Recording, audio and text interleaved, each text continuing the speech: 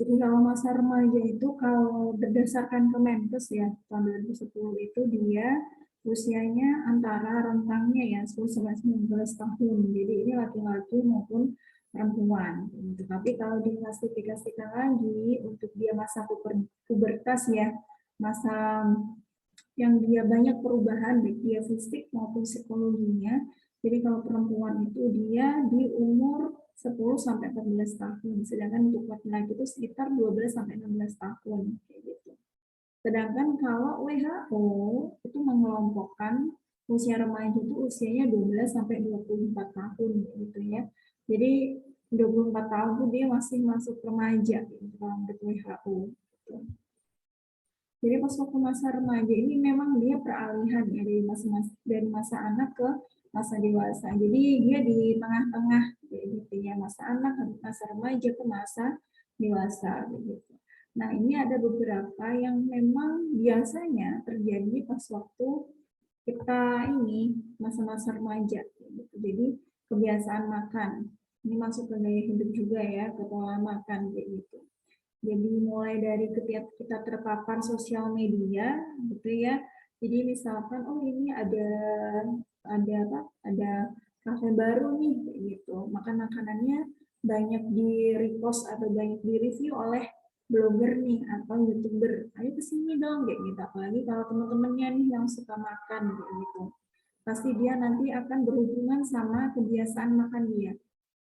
Nah, ini juga biasanya tuh kalau pas waktu menstruasi juga gitu ya, pas waktu dia pubertas kayak gitu, ada tanda yang biasanya itu eh, dialami gitu pas waktu dia menstruasi. Jadi dia apa namanya craving gitu ya. Jadi dia banyak makan gitu. Jadi kayak lapar gitu. Jadi salah satunya itu nanti kita bahas pas waktu menstruasi ya. Nah, di sini akhirnya ini di sini adalah jadi titik kritis nih untuk pertumbuhan fisik, psikis, dan juga perilaku. Jadi kalau biasanya kita bilangnya itu dari remaja sampai dewasa awal tuh seperti mencari jati diri. Gitu ya, tidak hanya jati diri ya, tapi di sini memang ada banyak perubahan gitu terkait diri kita, baik dari fisik maupun psikologi. Jadi pinter-pinternya kita gimana mendapatkan circle yang kita circle pertemanan, circle apa ya, selain teman pertemanan, selain pertemanan yang ada di sekolah juga misalkan gabung ke komunitas ataupun teman di sosial media. Jadi harus pinter-pinter karena usia-usia segini tuh dia lebih mudah terpengaruh ya. Jadi kalau secara psikologi juga lebih banyak bisa dimanfaatkan gitu. Jadi kayak jadi ini loh apa namanya sasaran ketika ada penipuan, entah itu dia lewat telepon atau lewat media sosial kayak gitu ya. Jadi memang harus hati-hati. Ya, jadi mudah terpengaruh dan akhirnya juga mudah untuk percaya kepada orang baru juga kayak gitu. Nah, perubahan umum remaja ini secara fisik tentunya laki-laki sama perempuan itu berbeda ya. Kalau laki-laki ada pertambahan massa ototnya, tumbuh kumis, kayak gitu, tumbuh segala macam bulu kayak gitu ya. Suaranya juga lebih besar atau lebih berat ya, kayak gitu. Terus ini juga dia punya mimpi basah dan juga alat reproduksinya ini mengalami perubahan. Nah, untuk perempuan, jadi ini panggulnya melebar, payudara membesar, terus dia mengalami menstruasi ya, jadi ovulasi di sini. So, kalau memang dia nggak dibuahi, nggak ini yang nggak dibuahi, nanti dia terjadi menstruasi. Nah, ini kalau secara psikologinya, memang kalau perempuan ya mau menstruasi atau masuk ke menstruasi di sini lebih emosian, jadi naik turun gitu. Dan juga biasanya laki-laki seperti itu juga. Tapi memang laki-laki sama perempuan secara emosi berbeda ya, karena memang perempuan itu secara emosinya lebih bukan emosi ya, untuk hati kayak gitu ya, untuk ketika memutuskan sesuatu kayak gitu, hatinya lebih berperan dibandingkan rasionalnya. Untuk laki-laki dia kebalikannya, gitu ya. Nah, untuk pertumbuhannya ini, jadi kalau masa umur remaja ini dia BB-nya naik 50%, tinggi badannya naik sampai 20%. Ini pun biasanya laki-laki sama perempuan ada perbedaannya gitu. Jadi kalau awal-awal biasanya laki-laki itu dia kecil-kecil kayak gitu ya. Jadi setelah dia ini pubertas kayak gitu ya, biasanya tuh kayak habis sunat kayak gitu ya, dia akan nanti akan semakin tinggi kayak gitu, dibandingkan perempuan. Kalau perempuan sebelum menstruasi itu sudah kelihatan besar-besar gitu, baik dia dari tingginya ataupun berat badannya kayak gitu. Nah, ini status gizi remaja ya. Jadi status gizi remaja itu dia memang sangat mempengaruhi status gizi waktu hamil. Karena tadi di awal tadi saya bilang ya, bahwasanya banyak juga di Indonesia ataupun di negara-negara lain, baik negara berkembang maupun maju, kayak gitu ya. Remaja ini juga di usia antara 10 sampai 19 tahun kalau kita pakainya Indonesia ya, kayak gitu. Jadi sudah banyak yang menikah, kayak gitu. Jadi kalau misalkan dia tidak mempunyai pengetahuan terkait prakonsepsi, gizi prakonsepsi, kayak gitu. Jadi pas waktu remaja itu dia tidak akan mempraktikkan namanya gizi seimbang. Jadi makannya juga seenaknya kayak gitu ya. Jadi makan itu kan tidak hanya untuk melepas laparnya, tapi juga dia memang supaya kebutuhan kita tuh tercukupi. Beda ya. Jadi kalau cuma cukup untuk mengenyangkan sama memang untuk memenuhi kebutuhan itu kan berbeda. Gitu. Karena tentunya kalau pengen kenyang aja bisa jadi cuma nasinya banyak sama lauknya aja. Gitu. Kalau yang dia memang untuk memenuhi kebutuhan, dia harus paham ya kebutuhannya berapa nih. Oh, karbohidratnya berapa persen nih, gitu, 50 sampai 60%. Terus proteinnya berapa persen, lemaknya berapa persen, kayak gitu. Minimal kalau nggak tahu persenannya, kita tahu gizi seimbangnya. Jadi proporsinya nih, karbohidrat itu 5 sampai 6 porsi. Jadi dia lebih banyak nih dibandingkan dengan sumber lainnya. Gitu. Protein hewani ataupun nabati harus ada. Bisa salah satu ataupun bisa dua-duanya lebih baik. Gitu.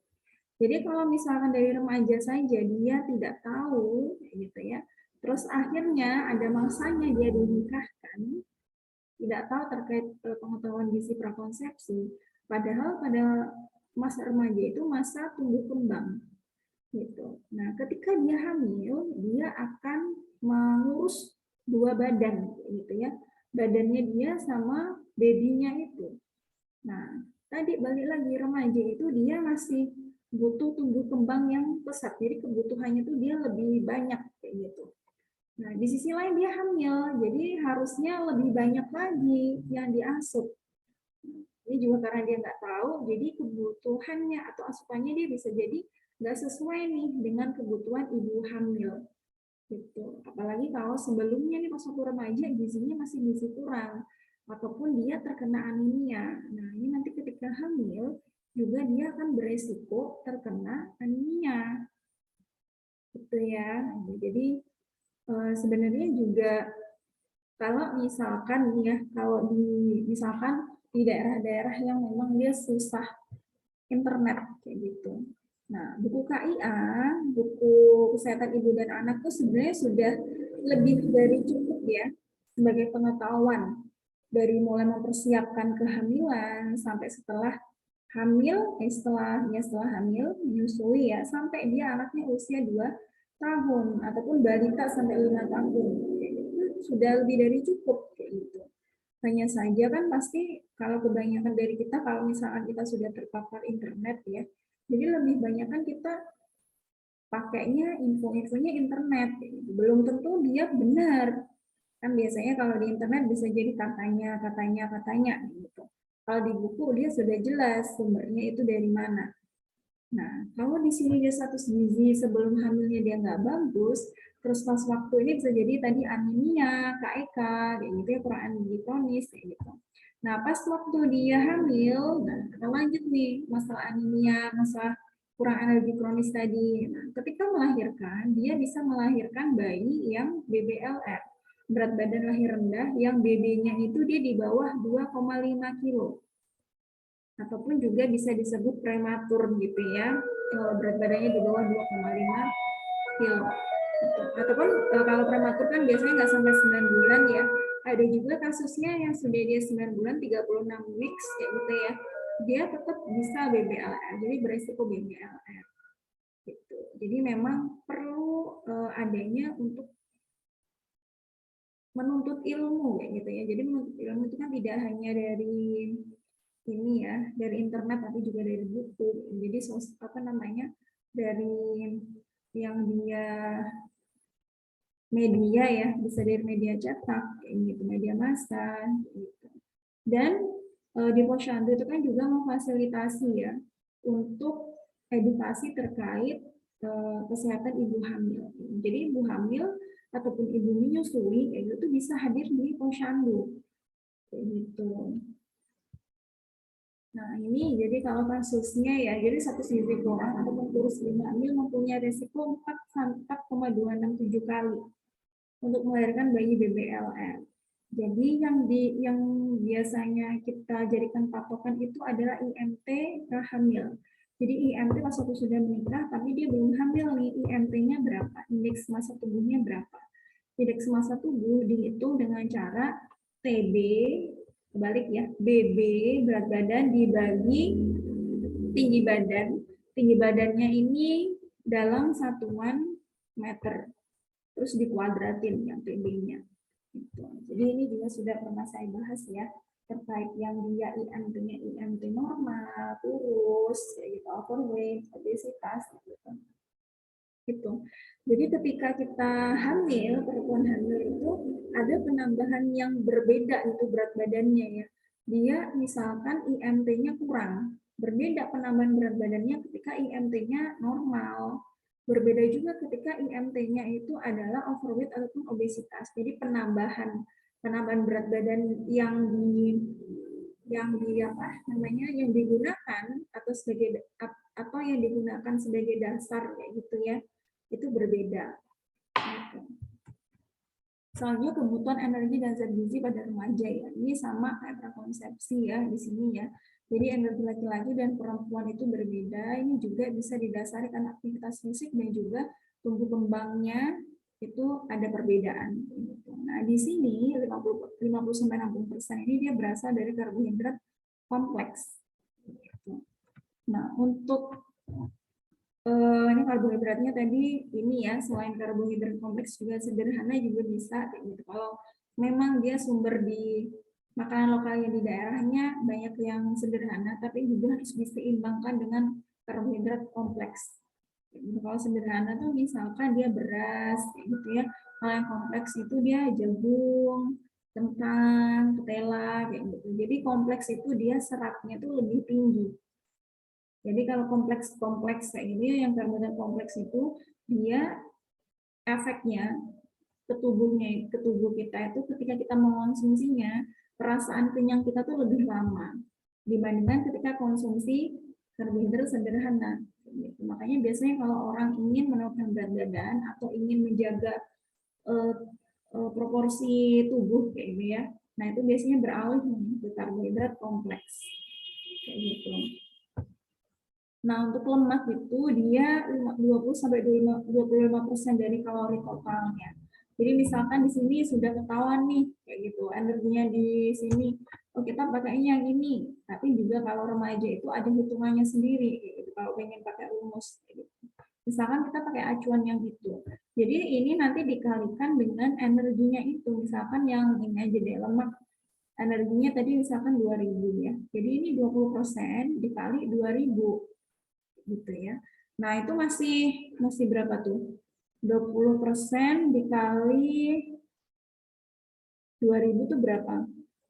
400 ya, gitu. 400 benar.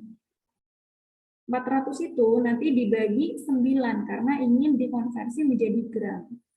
Jadi kalau kalori ke gram itu harus dikonversi. Jadi karbohidrat sama protein itu ketika mau dikonversi ke gram itu dibagi 4. Jadi ketika ini kan kayak kilokalori ya, ini kilokalori nanti dibagi 4. Kalau lemak itu dia dibagi 9. Gitu. Itu namanya densitas energi ya. Jadi dia beratnya apa namanya jumlah kilokalorinya per gram. Kayak gitu. Terus ini jadi juga ada pembatasan asupan lemak hewan yang berlebihan ya. Dia akan menyebabkan asupan zat besi dan zinc rendah kayak gitu. Jadi kalau untuk asupan lemak hewani itu juga dia sesuai dengan kebutuhan kayak gitu. Jadi ini juga bisa berpengaruh terhadap masukan lemak jenuhnya gitu. Terus selanjutnya protein. Jadi protein ini bisa pakai langsung gram per hari. Jadi kalau ini kan persen ya, kalau ini persen nih. Jadi bisa pakai ini ataupun bisa pakai ini. Kalau ini nanti harus hitung dulu. Misalkan kita pakai 14 ya, 14% dikali 2000 kilokalori tadi. Terus nanti dikonversi menjadi gram. Kalau ini dia langsung nih bisa pakai ini. Nah, untuk memilihnya ini juga bisa di tengah-tengah juga bisa nih, misalkan mau yang 65 deh, 65 nggak masalah. Karena ini kan rentang ya, kayak gitu. Nah, ini juga serat ya. Jadi serat itu dia mengandung antioksidan yang bagus untuk tubuh, peningkatan imun juga, mencegah konstipasi, meningkatkan rasa kenyang lebih lama. Ya, gitu. Jadi karbohidrat kompleks tadi juga dia mengandung serat ya, gitu, yang memang dia memberi rasa kenyang yang lebih lama. Gitu. Terus ini juga dia sumbernya dari vitamin dan mineral ya, sayur dan buah. Nah, ini vitamin mineral yang perlu dikonsumsi ya. Jadi sumber-sumbernya mungkin mau vitamin A, kita tahu yang sayur-sayuran yang orange kayak gitu, ataupun yang dia merah gitu, warnanya gitu ya. Yang C bisa dari buah-buahan yang dia rasanya ada rasa asam-asamnya kayak gitu. Kalau untuk mineral gitu ya, jadi kalsium, zat besi, natrium. Jadi yang biasanya perlu diperhatikan itu adalah ya ini beberapanya yang ini. Jadi kalsium memang dia untuk sebagai penguat kayak gitu untuk tulang, untuk gigi kayak gitu. Jadi itu perlu dikonsumsi juga gitu. Ini dari sayur-sayuran seperti bayam itu juga lumayan tinggi kalau dari nabati ya kayak gitu. Kalau hewani bisa dari protein hewani, bisa dari protein nabati, maksudnya ya dari protein itu bisa nabati maupun hewani, yaitu tempe-tempean gitu. Ataupun juga bisa kacang-kacangan. Zat besi itu ya. Jadi kalau remaja itu bisa konsumsi suplemen juga.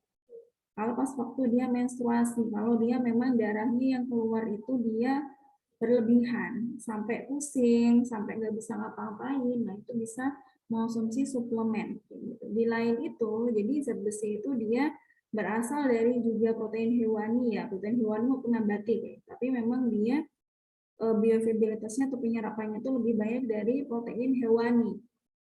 Seperti itu.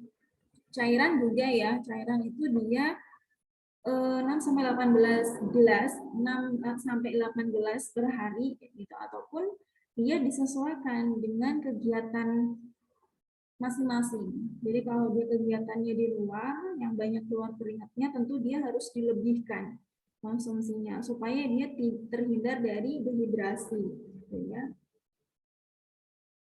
Nah, tujuan pemenuhan gizi ini, jadi selain memang dia memberikan nutrisi yang seimbang, gitu, ya akhirnya nanti bisa untuk kita beraktivitas itu lancar, kondisi kesehatan juga baik, kayak gitu.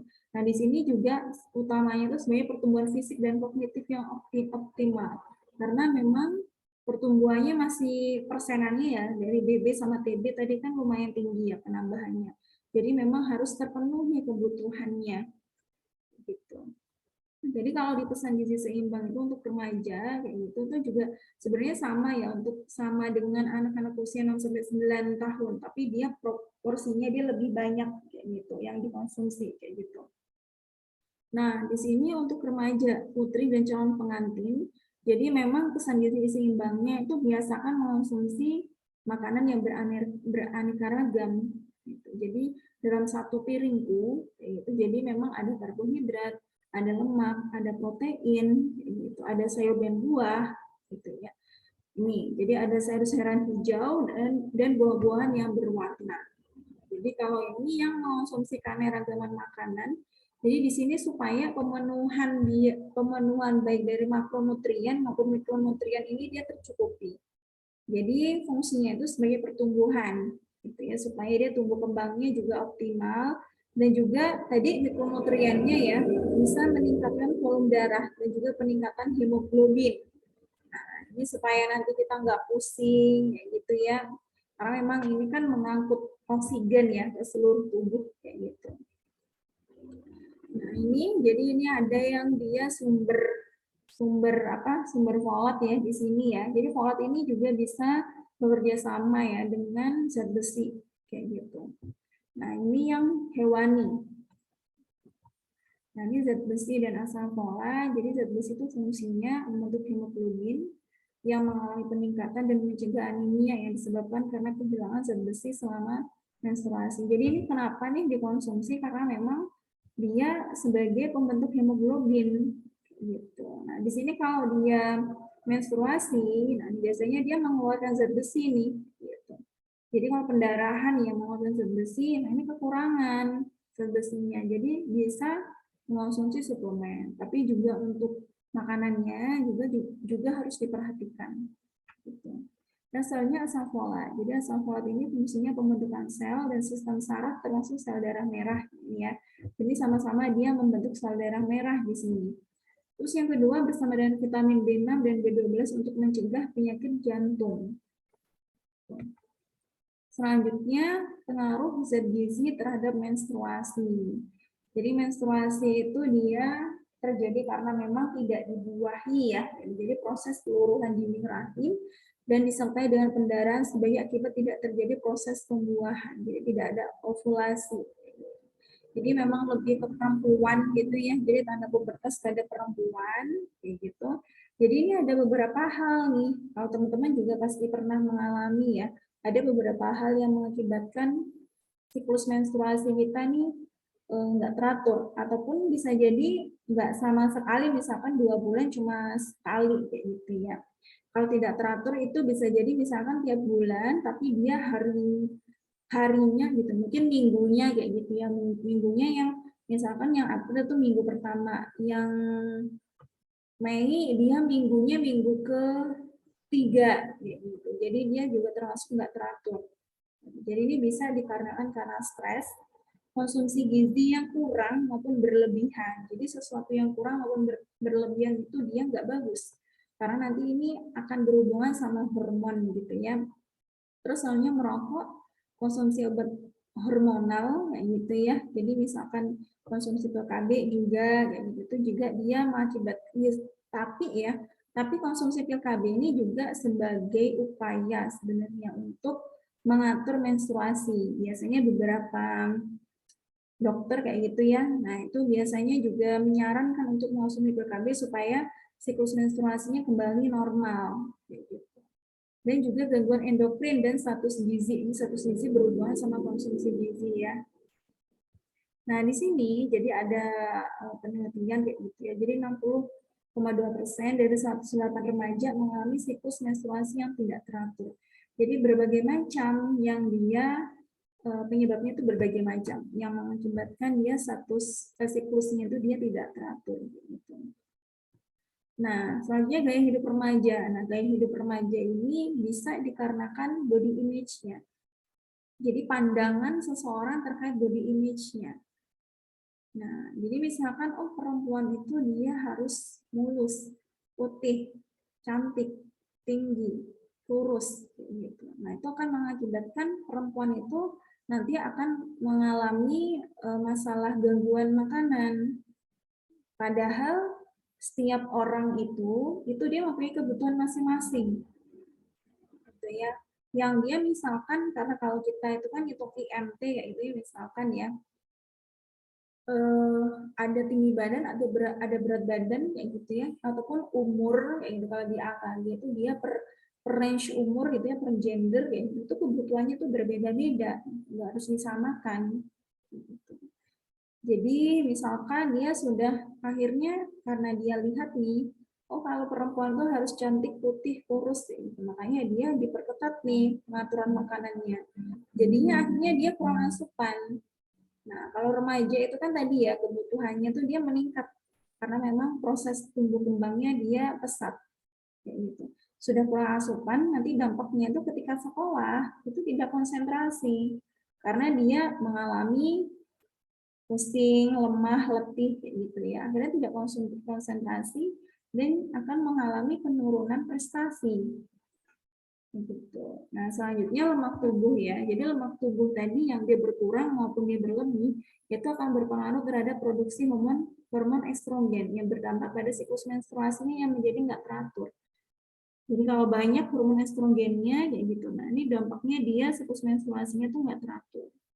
Yang selanjutnya, kalau dia mempraktekkan kayak gitu ya, sehari-harinya dia aktivitasnya tuh sedentary, banyak duduknya kayak gitu. Jadi kalau memang fase-fase pandemi ini memang kegiatannya banyak duduk ya kalau anak kuliahan ya kayak gitu. Tapi karena kita memahaminya bahwasanya oh ini saya aktivitasnya ini sedentary nih. Jadi ini kita mulai merubah pandangan. Jadi kalau misalkan kita duduk aja nih, kuliahnya dari start dari mulai jam 8 sampai jam 4 nih, gitu. Jadi kita sudah siasat ini pagi kayak gitu kita olahraga lah misalkan 15 menit ya gitu. Seminggu 3 sampai 5 kali. Ataupun kita bertahap ya, oh seminggu 1 kali dulu, nanti lama-lama tambah 2 kali gitu. Jadi fungsinya untuk meningkatkan imunitas ya gitu karena tubuh kita juga banyak gerak gitu ya. Itu juga kalau kita olahraga kan hormon endorfin kita kan naik ya. Jadi kita akan semakin semangat ya gitu untuk melakukan aktivitas sehari-hari. Gitu. Jadi aktivitas fisik yang rendah dan konsumsi yang berlebihan, jadi kita sudah makan tapi kita geraknya dikit nih. Jadi resikonya itu resiko gizi lebih yang dia overweight gitu ya, gemuk ataupun obesitas yang lebih gemuk lagi gitu ya. Ini 3 kali lebih besar pada seorang dengan aktivitas fisik yang ringan dibandingkan dengan aktivitas fisik yang sedang dan juga berat. Terus status gizi lebih yang overweight tadi ya beresiko 1,89 kali lebih besar mengalami siklus menstruasi yang tidak teratur dibandingkan dengan seseorang dengan status gizi yang normal. Jadi memang kesimpulannya ini ya, jadi status gizi itu erat kaitannya dengan simpanan lemak dalam tubuh. Jadi usia menarche ya gitu pertama kali dia menstruasi gitu akan semakin dini jika persen lemak tubuh remaja tersebut tinggi. Jadi kalau sekarang itu kan remaja udah gede-gede ya, udah gede itu tidak hanya tingginya tapi untuk lemaknya juga prosentasenya tinggi. Nah, itu menarche-nya dia semakin dini nih, masih SD kelas berapa, yaitu sudah menstruasi. Ini memang dia kaitannya dengan prosentase lemak dalam tubuh. Nah, ini ya hubungan status gizi dan juga menstruasi. Jadi status gizi berpengaruh terhadap pertumbuhan fungsi organ tubuh termasuk organ reproduksi. Jadi asupan yang sesuai kebutuhan dapat meningkatkan fungsi reproduksi dan berpengaruh terhadap siklus menstruasi. Jadi ini kaitannya nanti dengan hormon yang GnRH, FSH, sama LH ya. Jadi di sini kita bahas kayak gitu. Nah, di sini asupan gizi yang baik, nah itu dia status gizinya tentu dia akan baik sehingga dia akan membuat kerja hipotalamus menjadi lebih baik. Nanti dia akan memproduksi hormon GnRH, terus dia akan mengekspresi FSH dan juga LH. Gitu. Yang fungsinya kalau FSH itu follicle stimulating hormone itu dia fungsinya untuk memproduksi telur. Kalau untuk laki-laki dia memproduksi sperma. Sedangkan kalau LH itu dia kerjasama nih luteinizing hormone. Dia kerjanya itu bareng-bareng nih sama FSH untuk mengatur siklus menstruasi. Gitu. Kalau misalkan dia dari mulai produksi hormon reproduksi dari hipotalamusnya ini dia nggak bagus, gitu, ataupun pas waktu di kerja hipotalamusnya dia nggak bagus kayak gitu. Nah itu juga akan mempengaruhi siklus menstruasi. Gitu. Jadi ini ke status gizi kurang dulu, status gizi kurang dan menstruasi ya. Jadi kurang juga dia ada gangguan fungsi reproduksi, lebih juga dia ada gangguan gitu. Jadi kalau dia sudah kurus nih, kurus banget ya di sini ya. Ini produksi GnRH-nya, gonadotropin hormon itu dia akan turun. Nah, ini akan ada pengeluaran hormon LH dan juga FSH yang mengakibatkan kadar hormon estrogennya dia mengalami penurunan. Estrogennya dia mengalami penurunan nih. Jadi estrogennya tadi dia turun banget ataupun dia naik, itu dia sama-sama meningkatkan, sama-sama membuat siklus menstruasi itu dia nggak baik. Gitu. Jadi ini dia menghambat terjadinya proses ovulasi. Jadi dia nggak luruh nih. nggak menstruasi nih, ataupun dia nggak teratur nih menstruasinya. Kan tadi dia menghambat terjadi proses ovulasi ya, kayak gitu. Jadi dia belum menstruasi nih, kayak gitu. Menstruasinya nanti setelah misalkan yang tadi yang April minggu pertama, yang Mei dia minggu ketiga nih, baru dia luruh, gitu. Jadi dia siklus menstruasi jadi lebih panjang, gitu ya, setelah dia ovulasi. Gitu. Kalau ini dia 1 minggu lebih dan juga menstruasi. Jadi ini juga mengalami gangguan reproduksi ya, gitu ya. Jadi kalau lemak tubuhnya meningkat kayak gitu, jadi dia ada peningkatan hormon estrogen dalam darah yang memberikan feedback negatif terhadap produksi GnRH. Kalau tadi kan menurunkan ya, kalau status gizinya kurang. Kalau yang dia lebih di sini hormon estrogennya dia mengalami peningkatan nih, karena produksi GnRH-nya. Gitu. Ini mengakibatkan hormon FSH-nya itu dia akan terhambat produksinya, yang menyebabkan gangguan proliferasi folikel, sehingga folikel tidak dapat terbentuk secara matang pas waktu menstruasi ya, ini ya, mulai dari menstruasi sampai dia ovulasi, kayak gitu. Dia nggak matang, dia mengakibatkan pemanjangan siklus menstruasi. Jadi siklus menstruasinya dia lebih lama, gitu. Nah, gangguan siklus menstruasi ini pada tingkat nasionalnya sebesar 13,7%. Kalau untuk prevalensi Jawa Timur ini 13,3%. Jadi gangguan ini tidak hanya dia fokusnya ke ini ya, apa namanya, dia nggak teratur gitu, nggak hanya itu. Tapi juga misalkan PMS, ya, dia masuk ke gangguan juga kayak gitu. Yang pertama, maaf salah ya, kalau PMS kan memang dia pas waktu menstruasi ya, kayak gitu. Jadi ini memang gangguan siklusnya.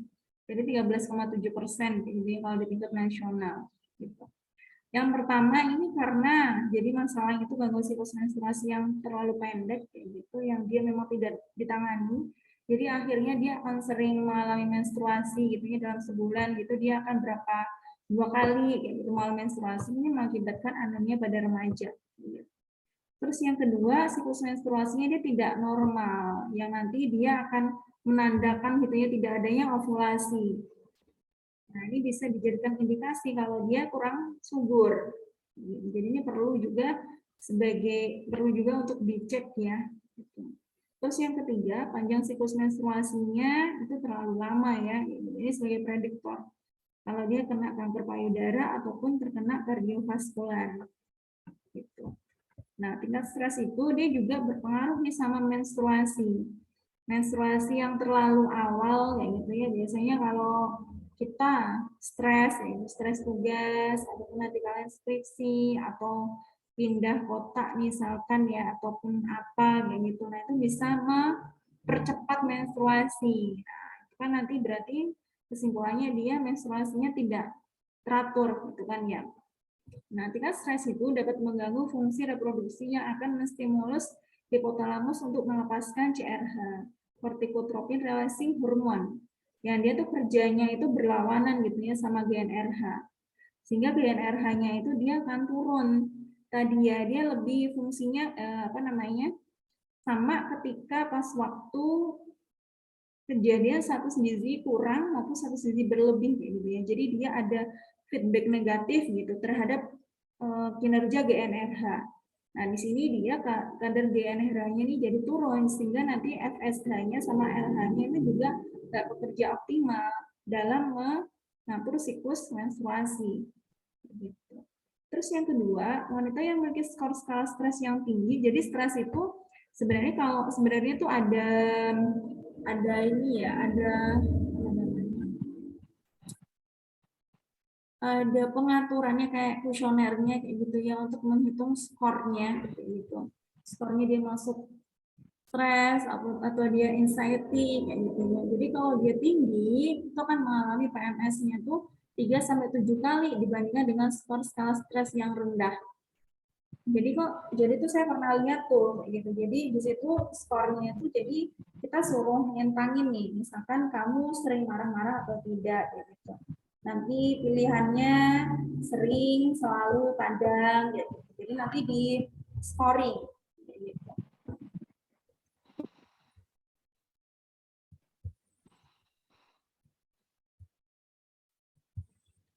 Terus yang ketiga, stres menyebabkan penyimpangan pada pengeluaran beta endorfin yang dapat menyebabkan beberapa gejala PMS.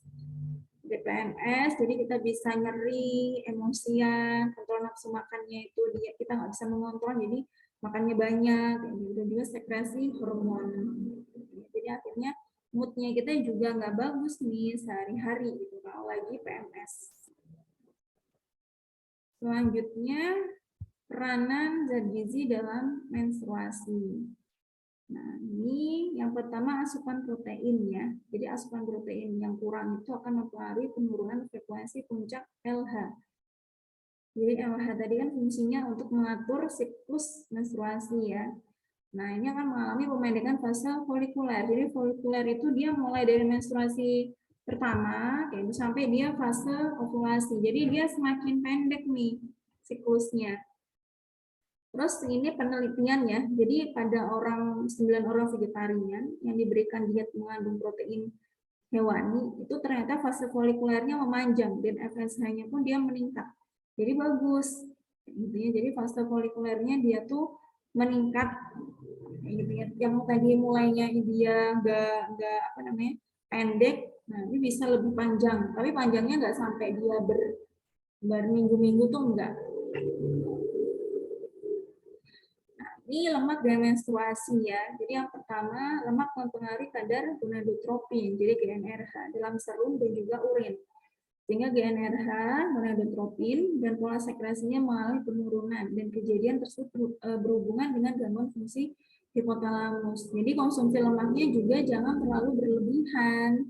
Nanti akan berpengaruh pada fungsi GnRH. Yang kedua, apabila GnRH menurun, maka FSH sama LH juga dia akan terganggu juga. Jadi untuk pengeluaran mengeluarkan telur kayak gitu ya, ataupun dia mengatur siklus menstruasinya dia akan terganggu. Hormon estrogen sama progesteronnya dia juga akan terganggu. Kayak gitu. Jadi lebih lama nanti siklus menstruasinya. Sedangkan kalau zat gizi mikro dan juga siklus menstruasi, jadi kalau ini beberapa penelitian ya. Jadi kalau beberapa penelitian tuh ada yang memang dia signifikan berpengaruh kayak gitu ya pas waktu dia menstruasi, ada juga yang belum tentu berpengaruh. Nah, kalau di sini yang dia berpengaruh itu dia salah tiganya ya di sini ya. Yang pertama magnesium. Jadi dia mempengaruhi produksi estrogen selama ovulasi. Terus kalsium ya dapat meningkatkan keteraturan menstruasi dan juga pematangan folikel. Jadi teman-teman di sini kan sudah saya nggak jelaskan lebih lanjut ya terkait folikel, fase luteal kayak gitu ya. Nah ini kan sudah dipelajari ya sebelumnya ya. Sebelumnya tidak tidak di mata kuliah ini. Mata kuliah lain kan juga dipelajari ya ketika menstruasi, fase-fasenya. Fase luteal itu sebelum menstruasi ya. Terus hemoglobin dalam zat besi dalam mengantar oksigen ke otak yang mempengaruhi kinerja hipotalamus terkait hormon estrogen dan juga progesteron. Jadi dia lebih ke konsumsi zat besi ya di sini ya, karena dia mengantarkan oksigen ke seluruh tubuh. Dan juga dia akan mempengaruhi kinerja hipotalamus yang nanti akan membantu proses kinerja dari GnRH. Dari sini ada yang mau ditanyakan dulu?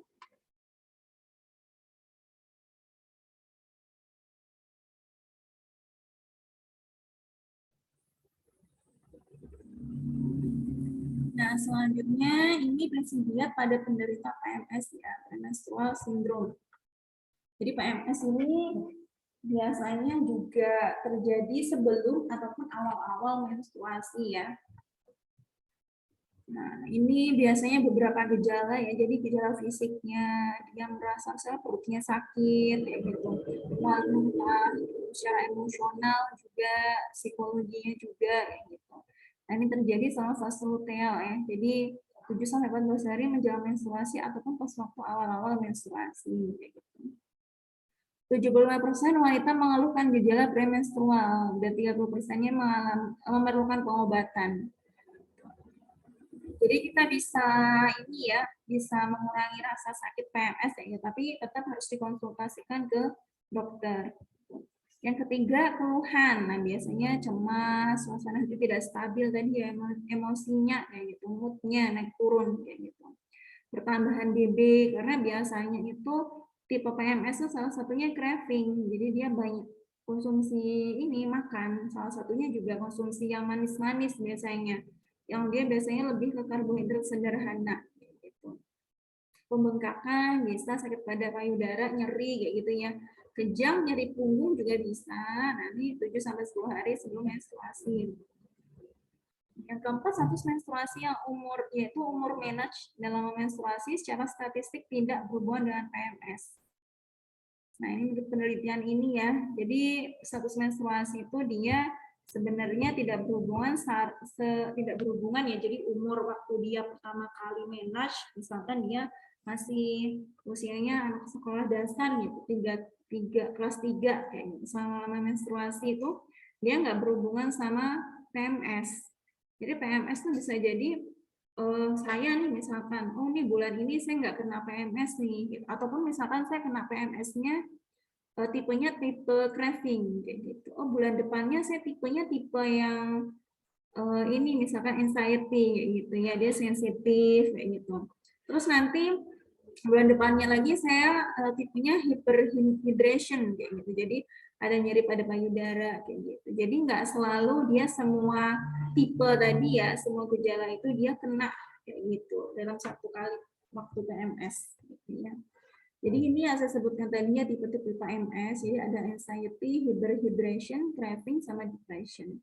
Jadi orang-orang ini beda-beda ya. Mungkin ada yang dia anxiety iya, hyperhydration iya, sama craving iya, ada 3 ini.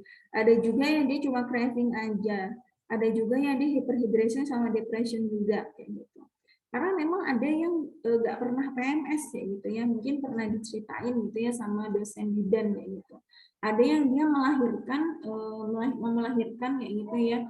Nah dia nggak tahu nih kontraksi itu dia sakitnya seperti apa. Ada yang bilang, oh ini sakitnya kayak sakit PMS nih kayak gitu. Tapi dia nggak pernah ngerasain sakit PMS seperti apa kayak gitu. Jadi memang ada yang gejalanya bisa jadi dia pas untuk PMS-nya PMS craving nih. Jadi dia bukan anxiety, hyperhydration ataupun depression. Gitu ya. Terus ini hubungan diet sama PMS ya. Jadi harus dikurangi konsumsi karbohidrat sederhana. Yang manis yang gula itu dia termasuk karbohidrat sederhana ya, supaya dia bisa mengurangi gejala PMS. Biasanya kita juga sering gitu ya konsumsi coklat, es krim kayak gitu. Itu nggak apa-apa, tapi jangan berlebihan. Tapi kalau bisa dikurangin gitu, karena itu bisa mengurangi gejala PMS. Makanya dianjurkan untuk konsumsinya karbohidrat kompleks gitu. Yang kedua, mengonsumsi rendah lemak dan juga tinggi karbohidrat yang ini ya, tinggi karbohidrat tapi karbohidrat yang kompleks ya. Dia akan mengurangi pembekakan payudara. Terus yang ketiga, konsumsi natrium yang tinggi. Nah, ini berhubungan dengan kejadian PMS. Jadi untuk mengatasi gejala PMS itu, jadi bisa dikurangi konsumsi ini ya, konsumsi garam yang berlebihan, coklat, kopi, dan karbohidrat sederhana ya, maksudnya ini ya, kayak gitu, kebalik kayak gitu. Jadi pas waktu fase luteal kayak gitu, fase yang dia sebelum menstruasi gitu. Jadi kan sekarang itu kan banyak aplikasi ya yang kita bisa tahu kira-kira prediksi menstruasi kita tuh di hari keberapa. Kadang kan maju gitu ya, maju mundur 3 hari, 2 hari gitu. Jadi kita bisa dimudahkan nih kira-kira fase kita mulai menstruasi kapan, fase ovulasi itu kapan ya. Apalagi kalau untuk yang mempersiapkan hamil ya. Jadi itu bisa memudahkan sekali aplikasi.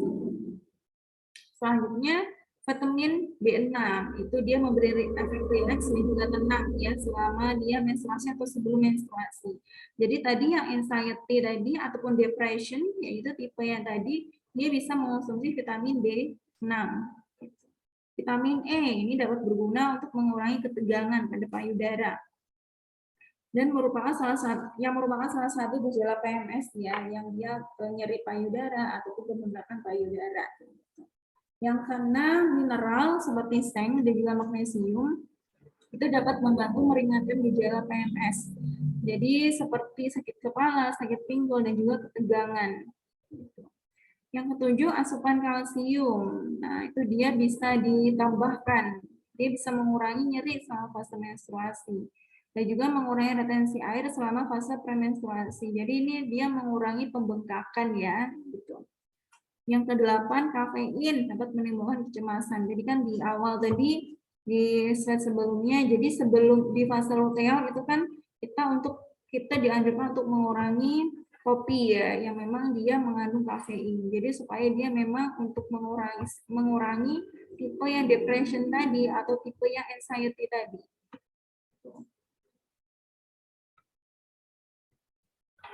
Nah, sebelum ke masalah gizi remaja, ada yang mau ditanyakan?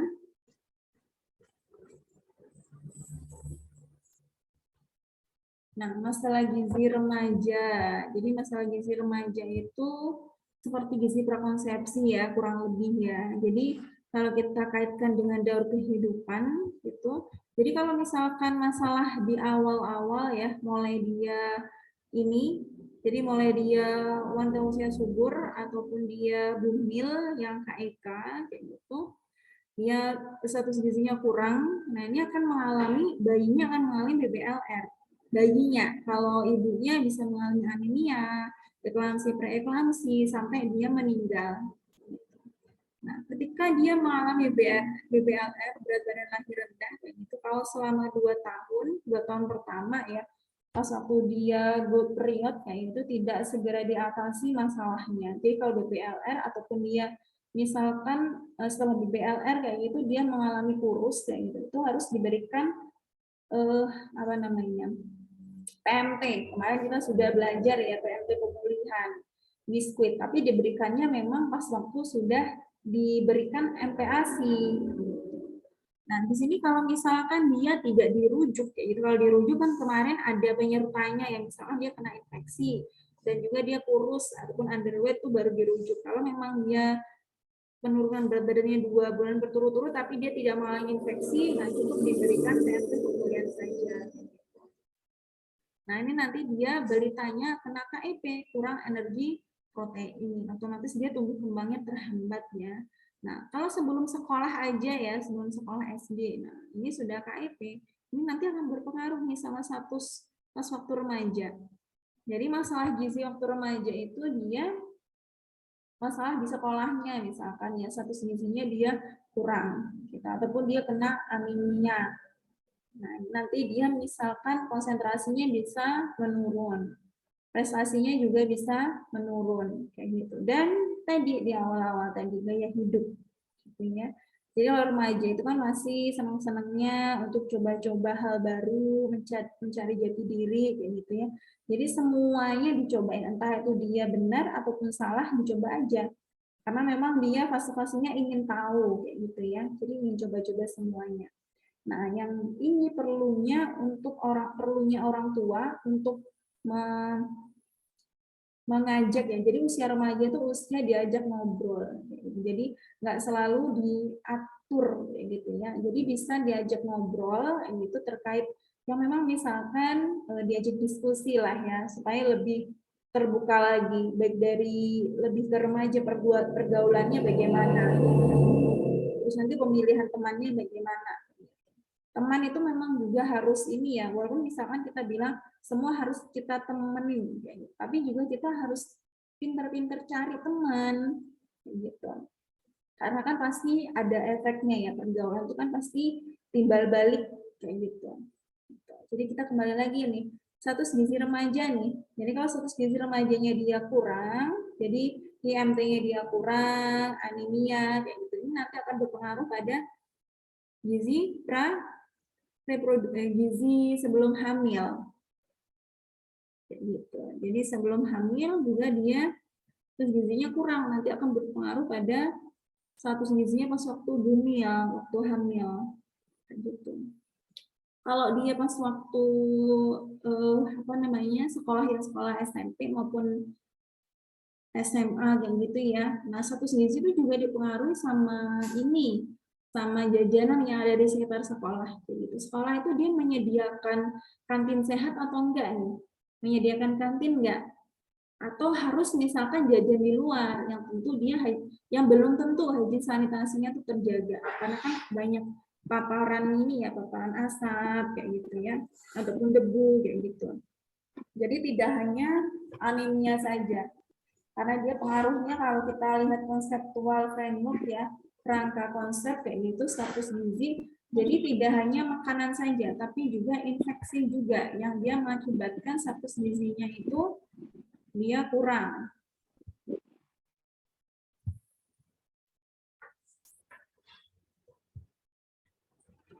Nah, ini tadi ya. Jadi memang tidak hanya konsumsi zat gizi aja yang mengakibatkan masalah gizi, tapi juga infeksi penyakit.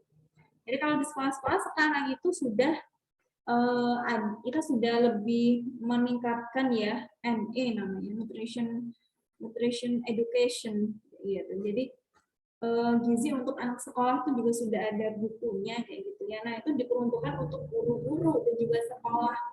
Gitu. Gimana sih supaya gizi di sekolah itu baik kayak gitu?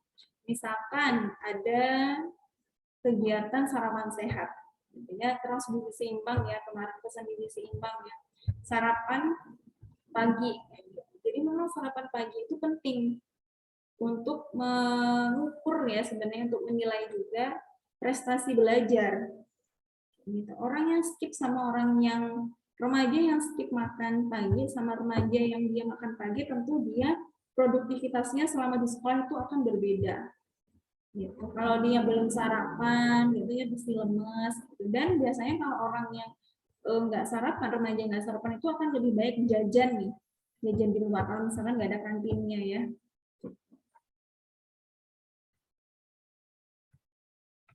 Nah, yang pertama gangguan makan ya. Jadi ada bulimia sama anoreksia. Jadi bulimia tuh dia mau konsumsi makan yang berlebihan, terus nanti merasa bersalah gitu, terus dikeluarin. Gitu. Kalau di film-film kita sering ini ya, sering lihat kayak gitu. Apalagi kalau sekarang itu banyak ASMR ya, mukbang kayak gitu ya. Itu mungkin di depan kamera, itu dia makan banyak. Tapi belum tentu, jadi memang nggak semua ya. Tapi belum tentu dia makannya memang dikeluarin lagi. Bisa jadi dia makannya dikeluarin lagi.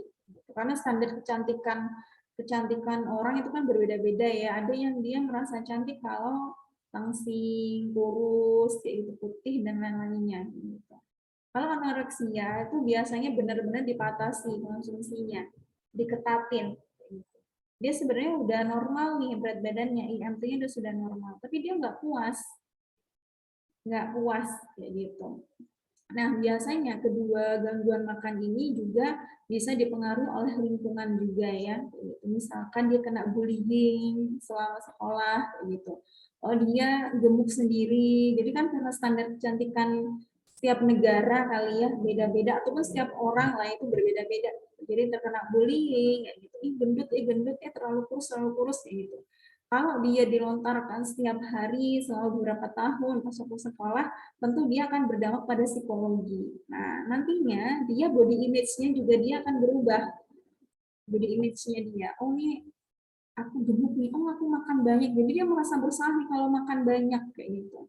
Itu juga susah diatasi ya. Maksudnya susah disembuhkan juga. Harus ada kemauan yang keras gitu. Jadi kalau saya juga pernah lihat kayak gitu ya film kayak gitu, dia kena bulimia kayak gitu, jadi dia sebenarnya mau makan nih kayak gitu, tapi ketika dia ingat kayak gitu ya, flashback ketika dia sekolah diejek sama teman-temannya, akhirnya dia dimuntahkan, sampai bukan dimuntahkan sih, dia mual, jadi nggak bisa makan di situ. Jadi bukan sudah dimakan terus dimuntahkan, enggak, tapi dia sudah mau gigit gitu aja dia sudah mual kayak gitu ya, karena teringat pas waktu dia dibully. Gitu. Jadi memang kembali lagi di sekolah itu sebenarnya juga tidak hanya terkait ini ya pendidikan agama ataupun pendidikan sikap kayak gitu, tapi pendidikan pengetahuan terkait kesehatan khususnya gizi itu juga penting. Nah, ini kalau remaja ini juga harus diperkenalkan body image gitu ya. Jadi edukasinya bisa terkait body image. Gitu. Ini tadi ya, jadi bisa kehilangan berat badan secara drastis, dia tidak menstruasi, dia ya karena dia terlalu kurang gitu ya asupannya, jadi dia kurus, jadi menstruasinya nggak teratur gitu. Letih, lesu, dan juga sampai dehidrasi karena cairannya kurang ya. Selanjutnya obesitas pada remaja. Jadi kalau berdasarkan riset kesehatan dasar tahun 2013, jadi obesitas pada pria itu dia 20%, wanita itu 35%. Nah, faktor penyebabnya itu bermacam-macam kayak gitu ya. Jadi misalkan konsumsinya berlebihan nih. Misalkan kebutuhannya 2000, dia yang diasuh 2400. Nah, ini ada yang mengendap nih di sini. Ada yang mengendap sekitar 2000, ada 400 ya itu. Ditambah dia tidak melakukan aktivitas fisik. Karena kan memang harus disekresi ya kayak gitu. Mulai dari apa namanya? Keringat, terus dia pipis, BAB, dan juga nafas kayak gitu.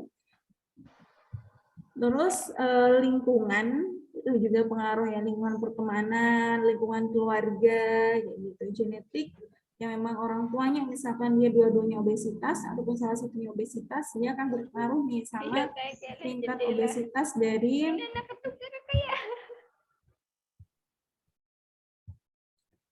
prosentase obesitas di keluarga tersebut ya, kesehatan dan juga obat-obatan khususnya obat hormonal ataupun obat kemoterapi gitu.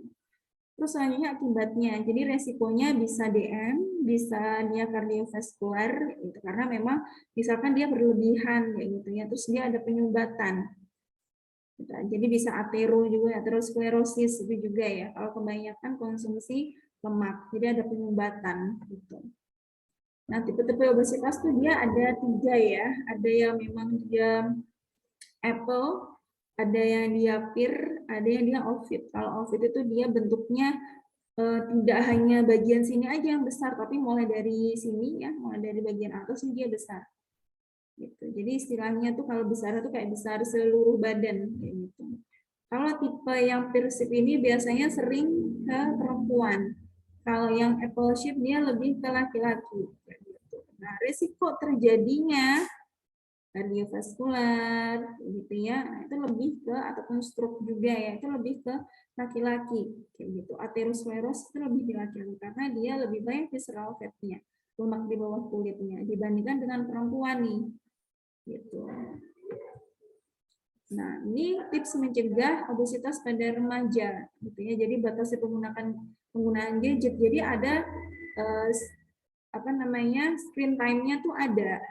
Gitu. Jadi sehari itu misalkan dibatasi screen time-nya itu misalkan 3 jam atau 4 jam. Kalau misalkan lagi PJJ gitu ya online, ya itu bisa ditambahin lah ya, tapi dengan ada pengawasan gitu dari orang tua gitu. Jadi karena misalkan dia kebanyakan pegang gadget, main gitu, tentunya dia akan aktivitas fisiknya tuh dia akan kurang. Jadi sedentary gitu ya. Jadi dia harus perbanyak aktivitasnya di luar. Nah, sekarang itu kan sudah banyak ya di kompleks-kompleks ataupun kalau di pedesaan itu kan ada lapangan gitu ya, tinggal orangnya tuh anak-anaknya mau main atau enggak gitu. Nah, sekarang itu kalau di kompleks gitu ya, di perkotaan itu sudah banyak taman-taman ya, difasilitasi juga atau dilengkapi dengan kayak alat kesehatannya gitu, ataupun mainan anak-anak juga ya gitu. Terus ini biasakan makan dengan keluarga. Jadi ini fungsinya untuk mengurangi konsumsi di luar. Karena di luar kan belum tentu dia dari segi apa kayak misalkan penggorengannya itu kalau di fry-nya itu lemaknya nanti dia bisa lebih banyak yang diserap gitu. Jadi kalau di keluarga juga lebih sehat gitu. Tapi tentunya juga ini dipengaruhi dari pengetahuan keluarga ya terkait pola makan, kebiasaan makan gitu. Tidak makan sambil nonton TV. Nah, ini biasanya ini ya, nonton TV ataupun nonton film sebenarnya kaitannya ini terkait stimulasi dari otak. Ya. Jadi otak itu dia nggak merespon kenyang. Jadi kalau biasanya kita makan sambil nonton di TV ataupun HP kayak gitu ya, itu kita nggak sadar kita makan. Jadi kita lep gitu ya, kita masukin gitu. Jadi waktu itu otak belum merespon terkait kenyang. Jadi akhirnya kita terlalu bisa berlebihan nanti konsumsinya. Gitu ya.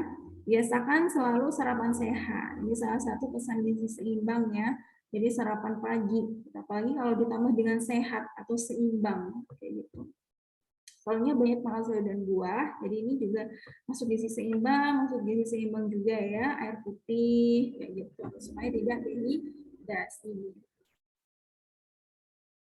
Soalnya kurang energi kronis, nah KIK ya, dia ya. Jadi konsumsi sumber energinya, gitu ya, karbohidratnya itu juga kurang.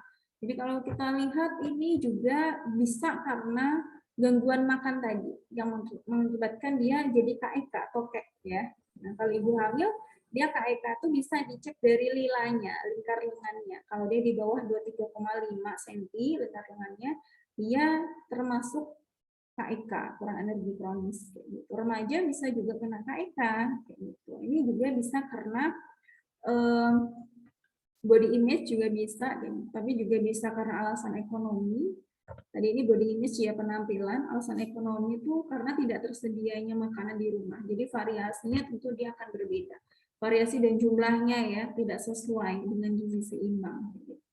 Yang selanjutnya menurunkan berat badan karena faktor emosional. Jadi ya bisa juga karena teman gitu ya, dari circle-nya, bisa karena juga paparan ya, paparan informasi juga yang mempengaruhi body image tadi juga kayak gitu. Yang selanjutnya tingkat pengetahuan rendah. Jadi tingkat pengetahuan itu sebenarnya juga tidak, agak susah-susah gampang ya. Maksudnya gimana? Jadi tingkat pengetahuan lah ya, bukan tingkat ya di sini. Pengetahuan itu sebenarnya itu kan gampang ya didapatkan karena memang akses kita sudah banyak sekali nih dari internet. Tapi kebanyakan dari kita itu tidak mencari fakta. Jadi masih kalau lihat-lihat kayak gitu yang katanya kayak gitu. Jadi kalau kita belajar kayak gitu, kalau bisa dengan orang yang memang concern-nya di bidang itu. Ataupun misalkan kalau di internet kayak gitu, bisa lewat Halodoc atau apa yang kalau dia berkaitan dengan kesehatan kayak gitu. Atau misalkan langsung dari misalkan websitenya WHO atau websitenya yang memang platform kesehatan gitu. Karena memang lebih terpercaya gitu ya. Ataupun sekarang sudah banyak ya seminar-seminar gratis ataupun dari YouTube kayak gitu. Nah, itu juga kita bisa lebih kita tingkatkan lagi menuntut ilmunya kita terkait kesehatan gitu. Nah, di sini bisa meningkatkan penyakit infeksi. Jadi kalau dia misalnya menurunkan berat badan, otomatis kan dia asupannya kurang ya. Jadi kalau kita kembali lagi di kerangka konsep tadi kayak gitu. Jadi kalau konsumsinya dia kurang kayak gitu ya, konsumsinya dia kurang, dia akan meningkatkan resiko penyakit infeksi. Pun juga kalau dia terkena penyakit infeksi nih, contohnya diare, pastikan dia lemes, terus dia lemah kayak gitu ya. Itu tentu dia akan mempengaruhi terhadap nafsu makan. Gitu. Nantinya di akhirnya dia akan mempengaruhi ke status gizi. Yang selanjutnya anemia. Jadi risiko anemia paling tinggi ini karena kehilangan darah selama menstruasi ya. Tapi memang kalau anemia itu kan memang ada beberapa macam ya. Kalau untuk remaja ini dia hilang darah selama menstruasi kalau memang misalkan siklus menstruasi itu panjang. Tapi juga kebanyakan sebenarnya kalau di Indonesia ini anemia itu karena kurangnya asupan zat gizi besi. Jadi ada beberapa macam ya penyebab anemia. Ada yang dia menstruasi, kecelakaan, ataupun kosmetik pendarahan, gitu. Terus dia kurang asupan zat besi, dan juga cacingan nih. Ini bisa menyebabkan anemia. Gitu. Kalau kurang asupan zat besi ini, kita bisa mengonsumsi sumber zat besi, baik dari hewani maupun nabati. Jadi harus diseimbangkan. Tapi kalau bisa memang harus ada hewaninya. Karena biodiversitas atau penyerapannya itu berbeda-beda. Gitu. Nah, penyerapan zat besi itu dia akan lebih bagus ketika kita mengonsumsi vitamin C. Dan juga akan terhambat apabila kita mengonsumsi misalkan kafein, coklat, terus tanin ya, tanin itu teh gitu. Nah, itu akan terhambat penyerapan zat besinya. Jadi harus kita perhatikan kita konsumsinya itu bersama dengan apa gitu ya. Nah, kalau cacingan, jadi kalau cacingan itu kan cacingnya di dalam tubuh itu kan menyerap makanannya itu kan darah ya. Jadi terkena anemianya itu karena dia mengonsumsi darah. Jadi kalau untuk daerah endemik itu 1 tablet per 6 bulan. Kalau yang bukan daerah endemik itu kita bisa mengonsumsinya 1 kali ya per tahun. Nah, anjuran minum TTD ya. Jadi untuk remaja putri, jadi bisa minum ya 1 tablet kayak gitu ya seminggu sekali di hari yang sama, kayak gitu diminum setelah makan dengan air putih. Setelah minum, makanlah buah-buahan yang mengandung vitamin C tadi, karena dia membantu penyerapan dari zat besi kayak gitu. Terus dia jangan diminum bersamaan dengan yang ini teh, susu, kopi, karena dia mengandung tanin, kafein yang memang dia fungsinya dia menghambat penyerapan dari zat besi. Gitu. Di sini ada yang mau ditanyakan terkait asuhan gizi untuk remaja.